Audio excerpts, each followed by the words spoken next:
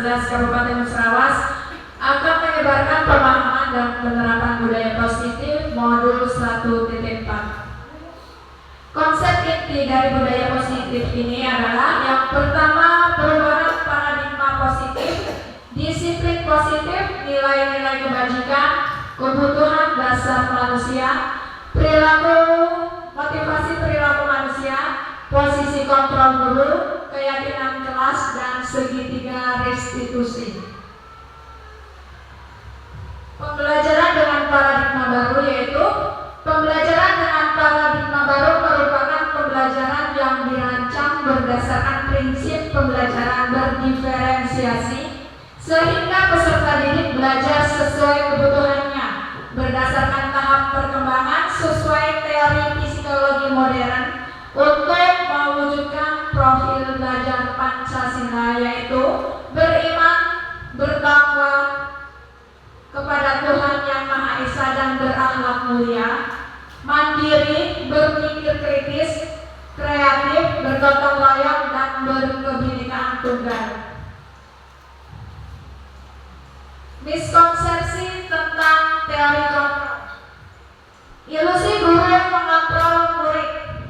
Kenyataannya, murid memiliki hak yang sama. Guru tidak bisa memaksakan kehendak pada murid. Guru tidak memiliki kontrol penuh terhadap murid. Ilusi bahwa semua penguatan positif efektif dan bermanfaat, tetapi pada kenyataan bujukan bukan salah satu bentuk kontrol. Murid mempunyai hak menolak bujukan kita. Murid bisa bergantung pada pendapat dan bujukan kita. Miskonsepsi tentang teori kontrol selanjutnya yaitu ilusi bahwa kritik dan membuat orang merasa bersalah dapat menguatkan karakter. Kenyataannya, menyalahkan murid dan membuat kritik tidak menguatkan, tapi melemahkan murid. Murid mempunyai persepsi negatif akan dirinya, adanya krisis identitas atau identitas gagal pada murid. Ilusi bahwa orang dewasa memiliki hak untuk memaksa. Kenyataannya, orang dewasa bisa mengontrol murid. Perilaku memaksa tidak efektif pada waktu jangka yang lama. Murid dapat memberontak sewaktu-waktu, memaksakan kehendak, menyebabkan permusuhan antara guru dan murid.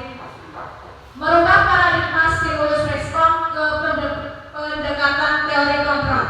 Bila kita ingin membuat kemajuan perlahan, sedikit-sedikit ubahlah sikap atau perilaku Anda. Namun, bila kita ingin memperbaiki cara-cara utama kita, maka kita perlu mengubah kerangka acuan kita.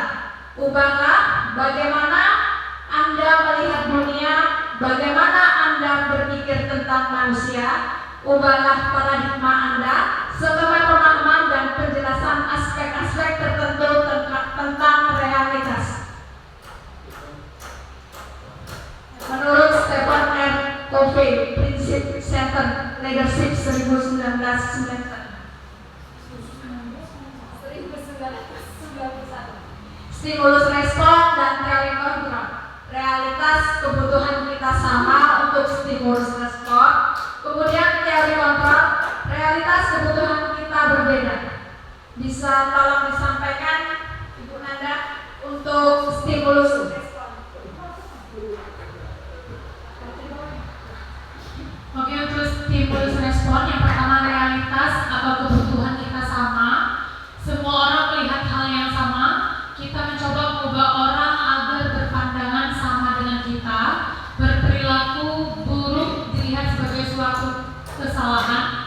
Orang lain bisa mengontrol saya bisa mengontrol orang lain. Pemaksaan ada pada saat bujukan gagal. Model berpikir menang atau kalah. Teori kontrol.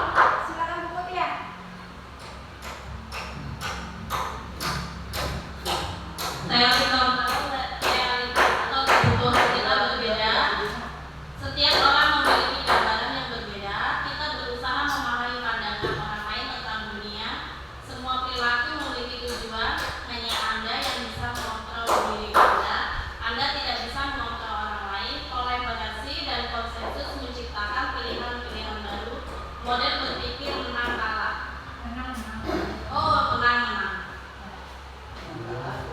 Terima kasih kepada Ibu Anda dan Ibu Mutia atas penyampaian stimulus respon dan teori kontrol. Selanjutnya disiplin positif.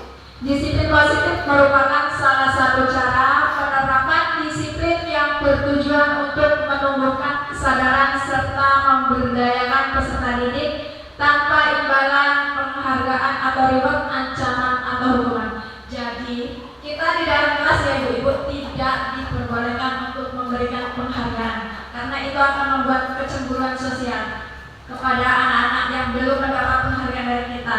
Sebagai pendidik, tujuan kita adalah menciptakan peserta didik yang memiliki disiplin diri sehingga mereka berperilaku mengacu kepada nilai-nilai kebajikan universal dan memiliki motivasi intrinsik dalam perubahan perilaku ke arah yang lebih baik.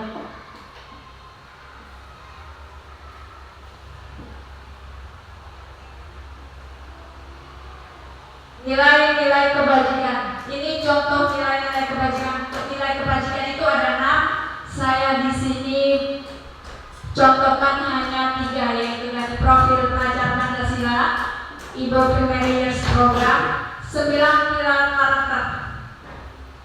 Silakan Burus sampaikan nilai profil pelajar Pancasila.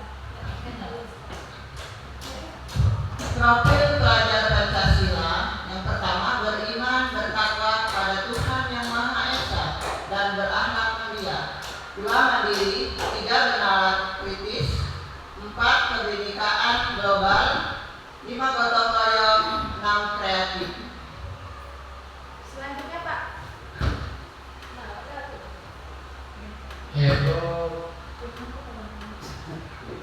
Eva Primary Year Program PYP.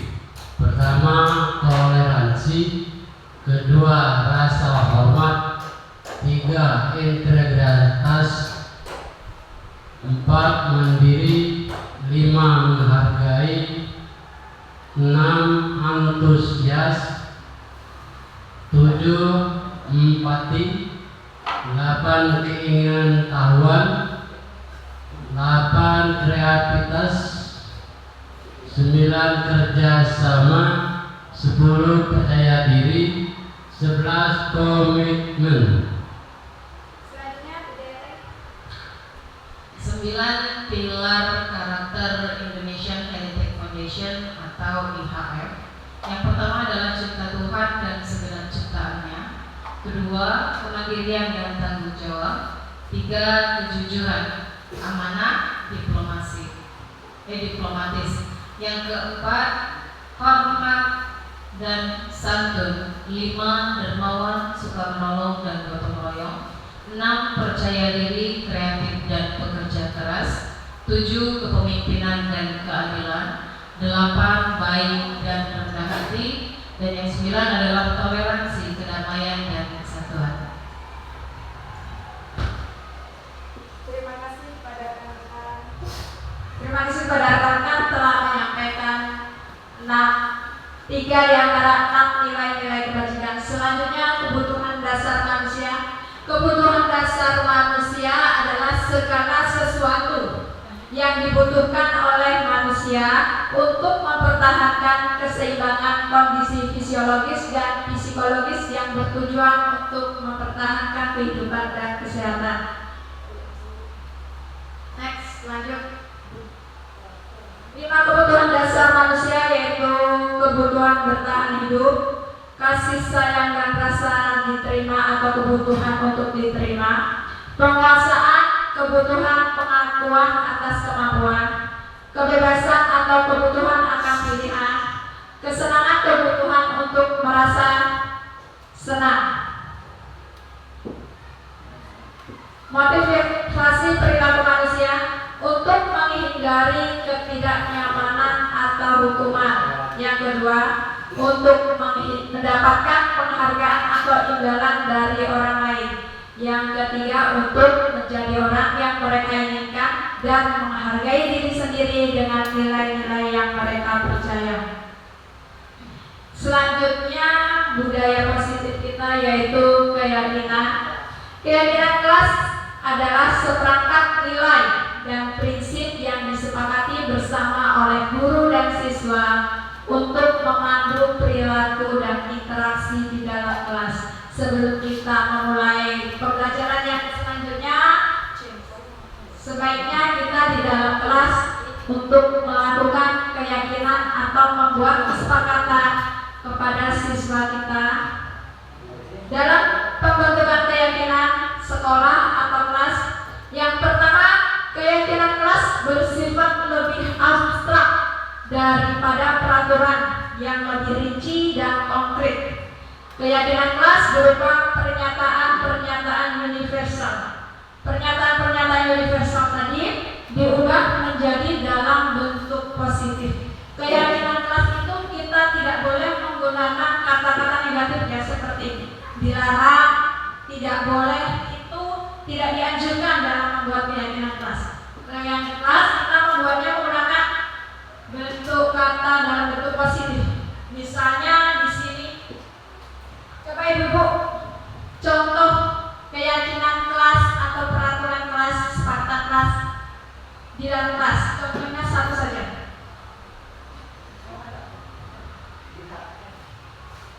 Peraturan semuanya diharapkan, jangan diharapkan. Diganti apa kalimat? Yang biasanya saja, biasa dipakai kita dalam membuat keyakinan kelas masyarakat. Tidak boleh. Boleh lanjut kata-kata selanjutnya. Diinginkan. Maksudnya bukan seperti itu. Misalnya seperti ini, membuat keyakinan kelas 4. Yang pertama, dilarang membuang sampah.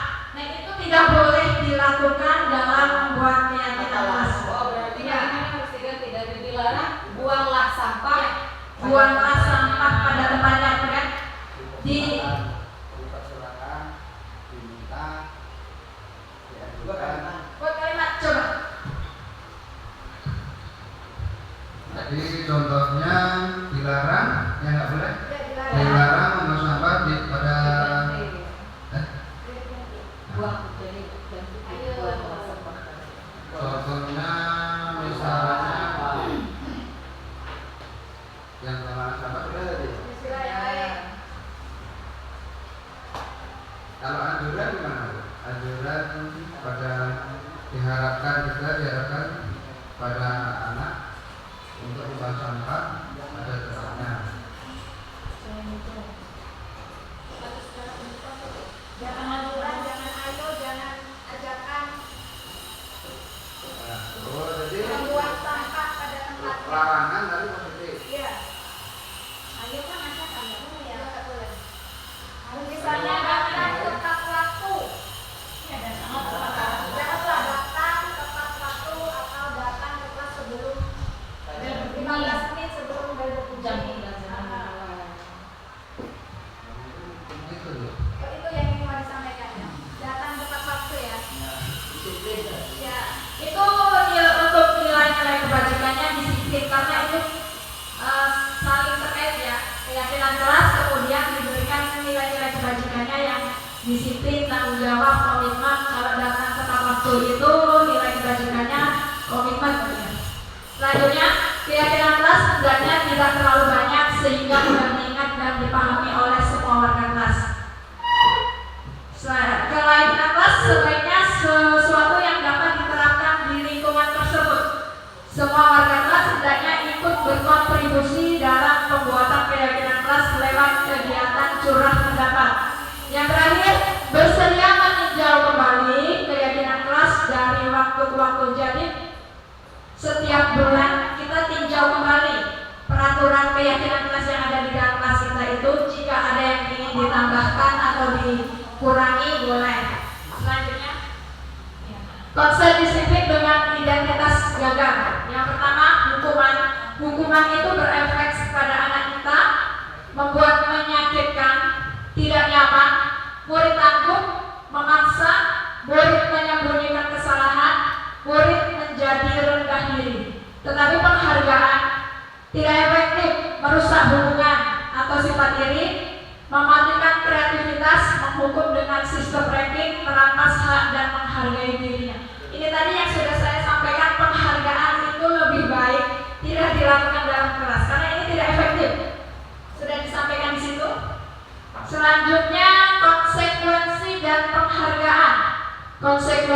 penguatan jangka pendek, perlu monitoring berkelanjutan, stimulus atau respon, murid menghormati penghargaan, keheningan waktu untuk merenungi kesalahan. Lebih baik di sekolah kita tidak memberikan hukuman, tapi ke konsekuensi.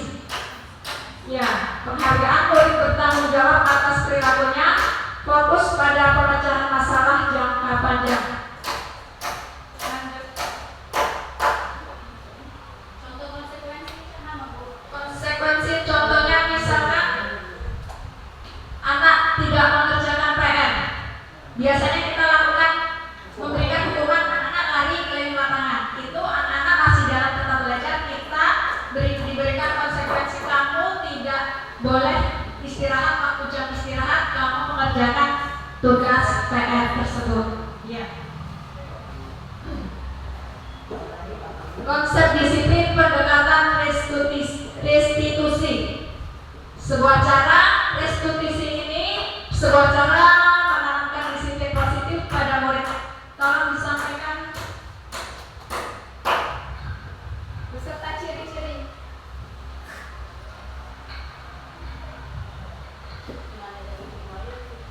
Restitusi adalah proses menciptakan kondisi bagi murid untuk memperbaiki kesalahan mereka sehingga mereka bisa kembali pada kelompok mereka dengan karakter yang lebih kuat.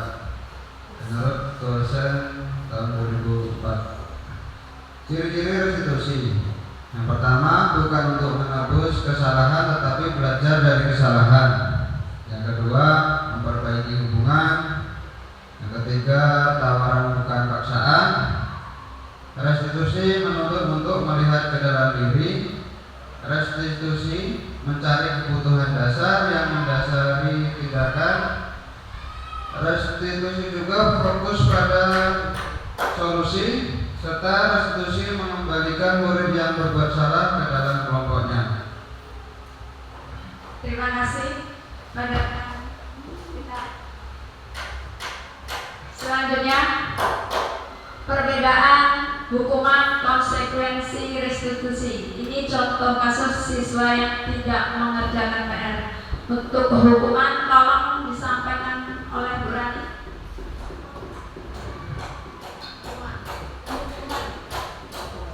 Hukuman itu guru menghukum siswa tersebut lari keliling lapangan sebanyak 5 kali. Guru marah dan murid takut. Selanjutnya, konsekuensi guru memberikan konsekuensinya untuk mengerjakan PR saat istirahat. Guru tegas dan murid menaati peraturan. Restitusi, guru menanyakan keyakinan kelas atau dirinya dan membantu siswa menyelesaikan masalahnya. Guru terbuka dan siswa menghormati dirinya dan orang lain.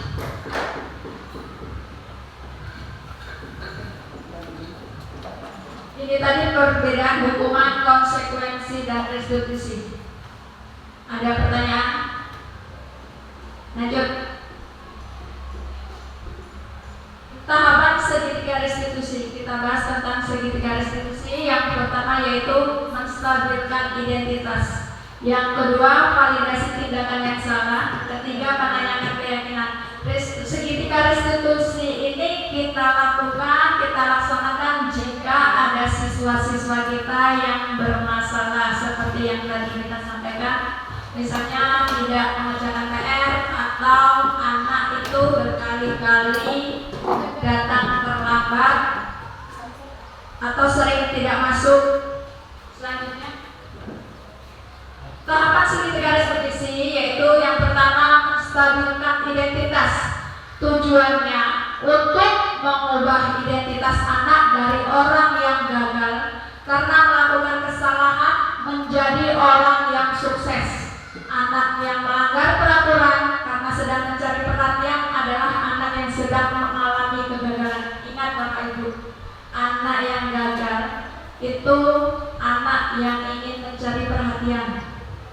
Dia mencoba untuk memenuhi kebutuhan dasarnya. Yang pertama kita sudah sampaikan, kebutuhan dasarnya itu ada 5 tadi ya, ada kesenangan, kebebasan, dan seterusnya. Namun ada benturan, kalau kita mengkritik dia, maka kita akan tetap membuatnya dalam posisi gagal. Seperti guntur, kita mengkritiknya, dia itu akan menjadi gagal. Kalau kita ingin dia menjadi efektif, reflektif, maka kita harus meyakinkan si anak dengan cara mengatakan kalimat-kalimat ini. Berbuat salah itu tidak apa-apa. Yang kedua, tidak ada manusia yang sempurna. Saya juga pernah melakukan kesalahan seperti itu. Kita bisa menyelesaikan masalah ini. Bapak Ibu tidak tertarik mencari siapa yang salah, tapi Bapak Ibu mencari solusi dari permasalahan ini. Kamu berhak merasa begitu. Terakhir, apakah kamu sedang menjadi teman yang baik buat dirimu sendiri? Ini dalam segitiga restitusi tahap menstabilkan identitas jika kita ada kasus-kasus permasalahan anak. Selanjutnya, yang kedua, validasi tindakan yang salah. Tujuan validasi tindakan yang salah ini memenuhi kebutuhan dasar. Kalau kita memahami kebutuhan dasar apa yang mendasari sebuah tindakan, kita akan bisa menemukan cara-cara paling efektif untuk memenuhi kebutuhan tersebut. Kalimat-kalimat di bawah ini mungkin terdengar asing buat guru. Namun, bila dikatakan dengan nada tanpa menghakimi akan memvalidasi kebutuhan mereka. Contohnya, padahal kamu bisa melakukan yang lebih buruk dari ini. Kamu pasti punya alasan melakukan hal itu. Kamu patut bangga pada dirimu sendiri karena kamu telah melindungi sesuatu yang penting buat kamu. Kamu boleh mempertahankan sikap itu, tapi kamu harus menambahkan sikap yang baru. Ini untuk tahap segitiga restitusi yang kedua. Yang ketiga, tahapnya itu menanyakan keyakinan. Pertanyaan-pertanyaan ini menghubungkan keyakinan anak dengan keyakinan kelas atau keluarga. Yang pertama, contoh kalimat pertanyaannya, apa yang kita percaya sebagai keyakinan kelas, sekolah atau keluarga? Apa nilai-nilai umum yang kita telah sepakati? Yang ketiga, apa bayangan kita tentang kelas yang ideal? Yang keempat, kamu mau jadi orang yang seperti apa? Lanjut.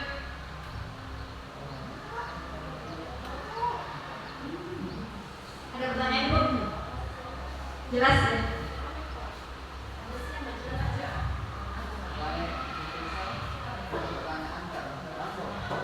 Yang katakan dirimu tadi cek mana maksudnya kita tidak memberikan Kalau dulu kan penghargaan boleh. Penghargaan berupa Nggak boleh itu, Bu.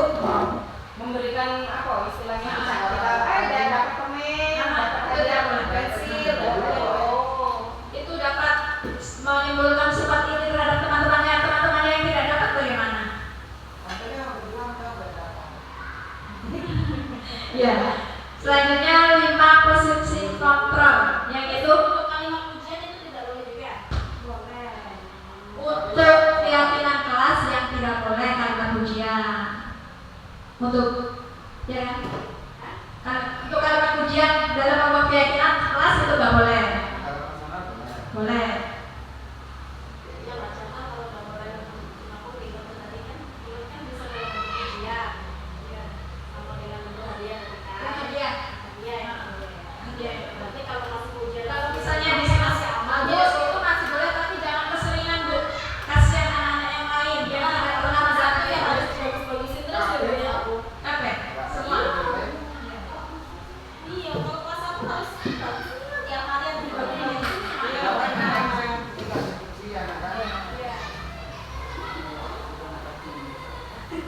Lanjut ya ibu-ibu, ini posisi kontrol kita sebagai guru. Biasanya kalau kita sebagai guru, posisi kontrol yang ini yang sering kita laksanakan, yang kita sering lakukan itu yang mana? Pembuku, membuat rasa-rasanya semua ya Bu ya. Menghukum, membuat merasa bersalah, teman, pemantau dan manajer. Tetapi ini yang lebih efektif ke manajer. Menghukum itu membuat anak takut. Nanti kita diremehkan. Selanjutnya Contoh penerapan posisi kontrol: penghukum, pemantau, teman, pembuat merasa bersalah, dan manajer. Silakan Pak Fahmi, tolong disampaikan.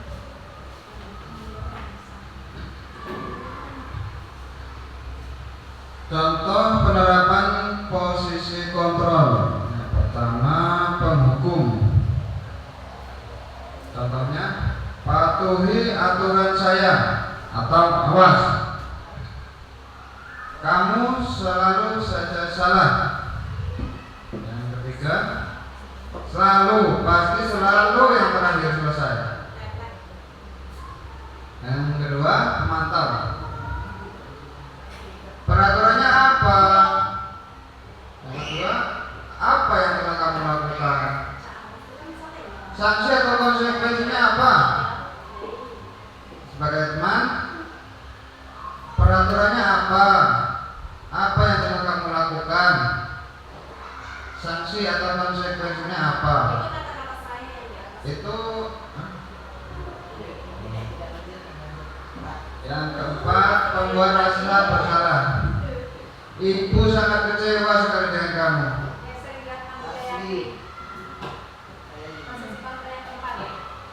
Berapa kali Bapak harus memberitahu kamu ya? Itu saya juga mungkin.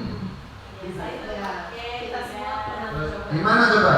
Kalau orang tua kamu tahu kalau kamu berbuat begini? Kalau itu saya belum pernah. Kalau yang kelima, sebagai manajer, apa yang kita yakini? Kembali ke keyakinan kelas. Apa yang kamu meyakininya? Jika kamu meyakininya, apakah kamu bersedia memperbaikinya? Jika kamu memperbaiki ini, hal ini menunjukkan apa tentang dirimu? Dan terakhir, apa rencana kamu untuk memperbaiki hal ini?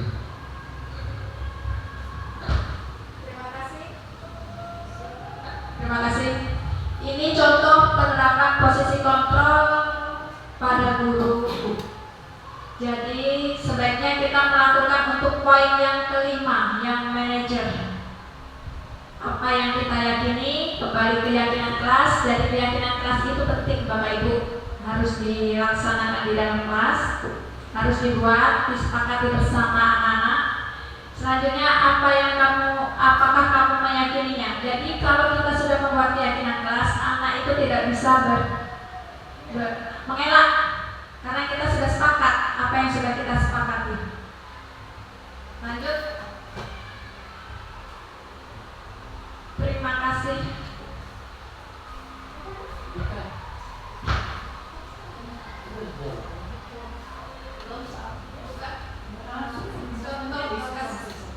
Contoh kasus restitusi segitiga restitusi. Demonstrasikan.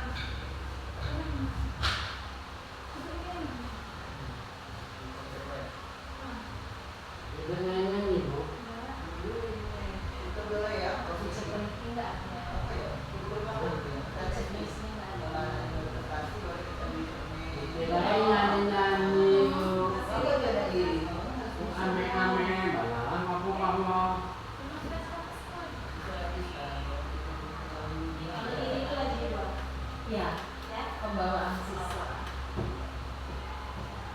Kalau kita dulu ini kalau tidak transfer dulu kan, kalau sekarang kan ada dulu. Alhamdulillah. Thank you. Rasanya bangga banget.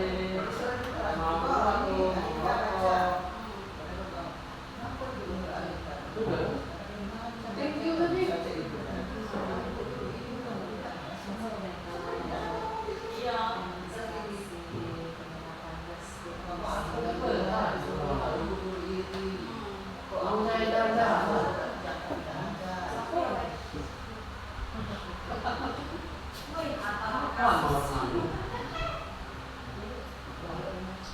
Ini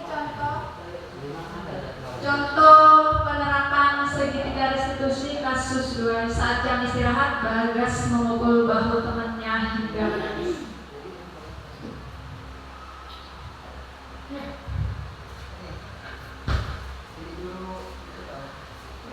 Konseling.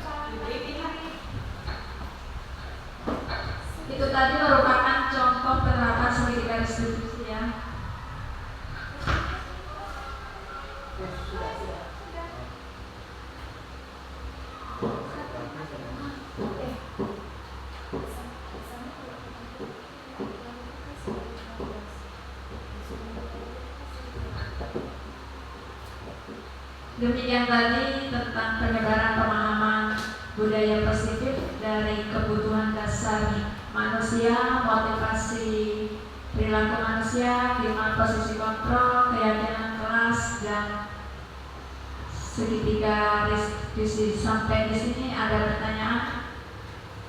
Saya kira cukup ya Bapak Ibu.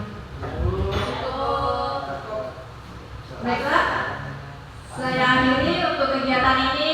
Wassalamualaikum